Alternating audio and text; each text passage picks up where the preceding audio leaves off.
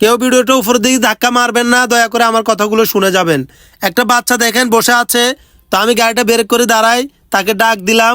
সে আসলে এতিম কিনা তা আমি জানি না, তবে এতিম অসহায়ের পাশে যারা থাকবেন তাদের পাশে আল্লাহ পাকে থাকবেন ইনশাল্লাহ। তো দেখেন আজকে ওনাকে আমি খাবার দিলাম এবং পানি দিলাম। সে আমাকে বলতেছে, ভাইয়া আমাকে কিছু টাকা দিলে আমার আম্মুর জন্য কিছু খাবার কিনে নিতাম। তো আসলে এই ধরনের লোকদেরকে আমি অনেক সময় আমার সামর্থ্য অনুযায়ী হেল্প করি, আপনারাও করবেন। আর আপনারা অবশ্যই অবশ্যই আমার চ্যানেলটা সাবস্ক্রাইব করে আমার পাশে থাকবেন। ভিডিওগুলো যদি ভালো লেগে থাকে তাহলে শেয়ার করে দিবেন।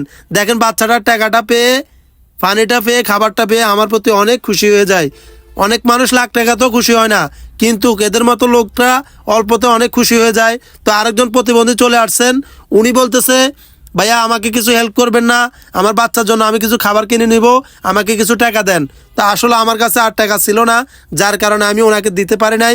আমি কথা দিচ্ছি, আমি সব সময় এই ধরনের লোককে খাবার, টাকা পয়সা, আর্থিক সহযোগিতা করব। আপনারা অবশ্যই আমার চ্যানেলটা সাবস্ক্রাইব করবেন আর দয়া করে ভিডিওটা সবার মাঝে শেয়ার করে দিবেন।